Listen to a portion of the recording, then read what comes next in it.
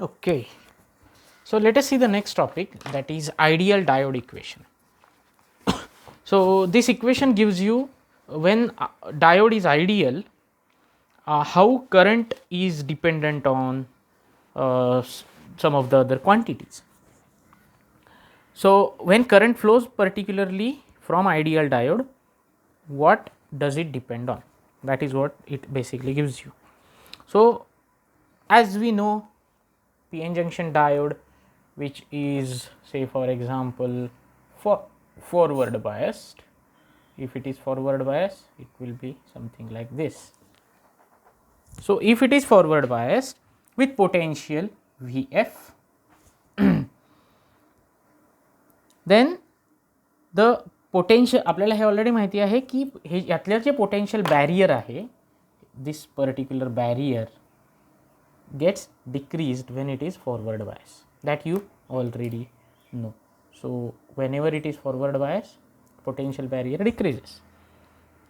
आणि त्यामुळे होतं काय की probability of majority carriers crossing the junction, हे काय होणार आहे, that probability will be increased कारण it is forward bias. So it is like this voltage is going to help charges to move from this part to that part. So जे P च्या बाबतीत इकडनं तिकडे आणि N च्या बाबतीत तिकडनं इकडे, म्हणजेच करंट फ्लो होणं ज्याला आपण म्हणतो. फाईन. सो आणि त्याची जी प्रोबॅबिलिटी आहे ती, as I said, it is going to get increased, आणि diffusion current density is increase by a particular factor. परत तोच, तो कसा आला फॅक्टर वगैरे वगैरे यात आत्ता आपल्याला जायची गरज नाही. So what I would directly suggest you to start writing, you can draw this diagram. P आणि एन जंक्शन फॉरवर्ड बायस केलेलं दाखवा. इथे खालती लिहू शकता तुम्ही फॉरवर्ड बायस, आणि याचं व्होल्टेज आहे Vf. So draw this diagram, pause this video and draw this diagram immediately. ठीक आहे. So I am going to wipe this off now आणि start writing that when diode is forward biased with potential Vf,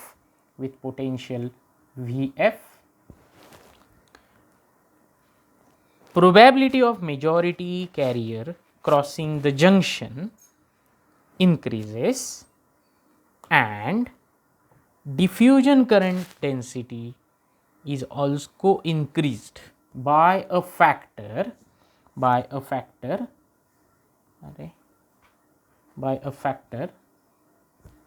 e raised to EVF by KT. एवढ्या फॅक्टरने ती probability वाढणार आहे. दिस is the argument. Again यात आत्ता आपण जास्त डिटेलमध्ये जायची या क्षणी गरज नाही. फाईन. नेक्स्ट, दस डिफ्युजन करंट डेन्सिटी कॉम्पोनंट्स, दोन कॉम्पोनंट आपण आत्ता यात डिफाईन करतोय. हे खूपच फजी पद्धतीने तुमच्या सिलेबसमध्ये टाकलेलं आहे, त्यामुळे absolutely don't bother. You should be able to just write this part. So diffusion current density components JHP आणि JEN स्टार, या दोन्हींनाही स्टार केलेलं आहे. हे दोन कॉम्पोनंट आहेत in forward bias diode are given by. So basically current डेन्सिटीचे हे कॉम्पोनंट आहेत. करंट डेन्सिटी कॉम्पोनंट की ज्याच्यामध्ये एन पार्टमधले इलेक्ट्रॉन आणि पी पार्टमधले होल्स, यांचं काय आहे, हे जे म्हणजे काय, करंट डेन्सिटी. ठीक आहे. तुम्हाला हे वाक्य फक्त लिहिता आलं पाहिजे की diffusion current density components this and this in forward bias are given by, आणि याचं एक पर्टिक्युलर इक्वेशन आहे. So rather it will be equal, directly equal to. So just write this JHP e raised to EV by KT. EVF आता इथे येईल कारण हा EVF आहे बाय KT.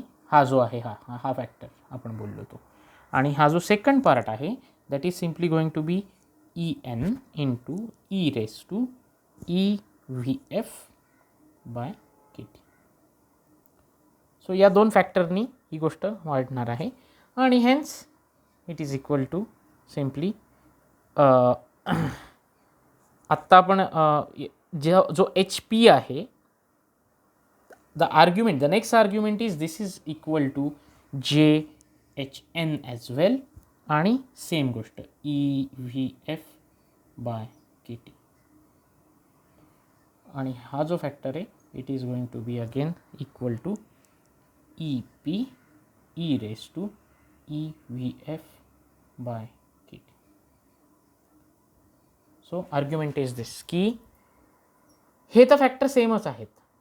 हा जो ई रेसचे फॅक्टर आहेत those are going to be same, पण हा जो काय आहे that is going to be equal to J H P आणि जे एच पीच्या ऐवजी तुम्ही जे एच एन दिलं तरी चालणार आहे. So what you wrote, diffusion current density component is this is given by this and another component this is given by this, where हा जो काय आहे, हा जो काय component आहे, those are diffusion current densities in.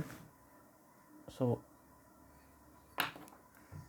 हे मुद्दा म्हणून असं लिहा तुम्ही diffusion current density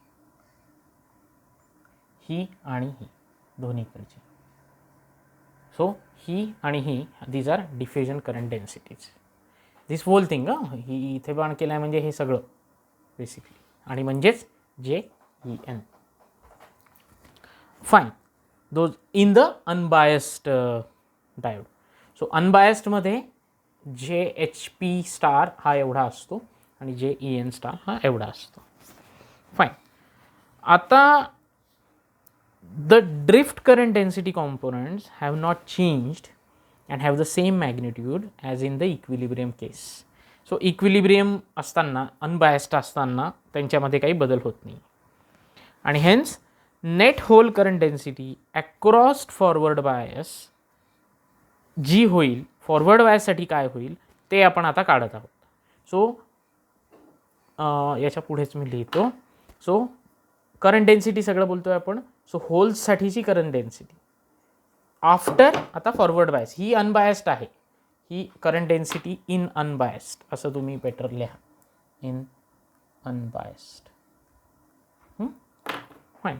आता मी फॉरवर्ड बायससाठी जी आहे ती लिहितो आहे. That is going to be J H H पार्टसाठी जी म्हणजे होलसाठीची जी आहे that is going to be J star H P. H P म्हणजे आपला हा हे bracket minus J H N.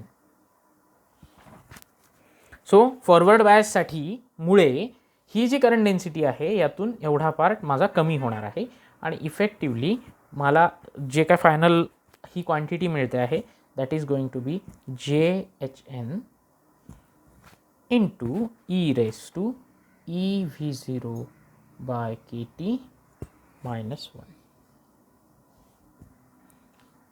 Similarly ही लाईन प्लीज लिहून घ्या तुम्ही. आणि next part similarly write it down. Similarly net electron current density across forward bias junction is. याच्या आधी आपण काय लिहिलं आहे, प्रोबॅबली लिहिलं नसेल लाईन, याच्या आधी ही लाईन लिहून घ्या पहिले तुम्ही. याच्या आधीची लाईन ही जे मी तुम्हाला तोंडी बोललो होतो, मी स्पेसिफिक लिहा असं बोललो नव्हतो, की net hole current density across forward bias junction is this. आणि पुढची line write it down. Similarly net electron current density across forward junction. So तुम्ही असंही लिहायला हरकत नाही आहे, फॉरवर्ड बायस ऑफ होल आणि आता मी लिहितो आहे forward bias of electron.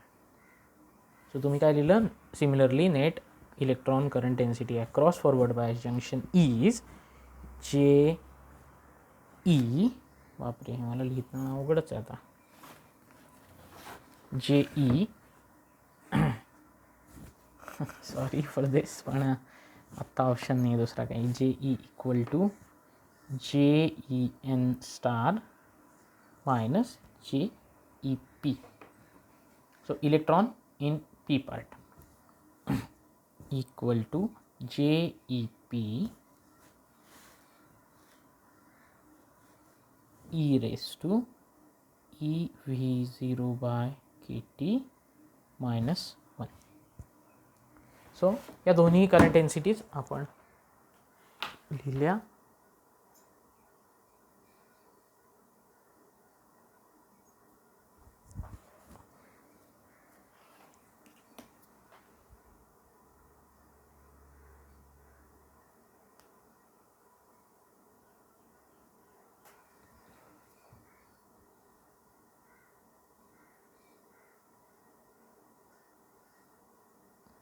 Okay. Next part. So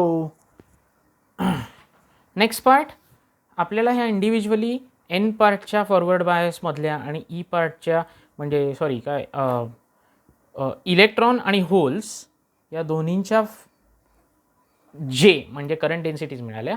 hence total current density will be simply this plus this. So JE plus JH this plus this. आणि ज्यांचे एक्सप्रेशन्स तुमच्याकडे ऑलरेडी हे आहेत हा आणि हा. सो याच्यामधून तुम्ही हा जो ब्रॅकेट आहे हा कॉमन काढू शकता. कर्ली ब्रॅकेट मी इथे काढला आहे. So JHN plus JEP. आणि सिम्पली ही जी काय टोटल क्वांटिटी आहे याला आपण नाव दिलं JO, बाकी काही नाही. सो तुम्ही हे पार्ट फक्त पुढचा लिहून घ्या. Hence total current density, write it down. Total current density across forward bias junction is this equal to this equal to this equal to this. ठीक आहे, हे या स्टेप्स लिहून घ्या.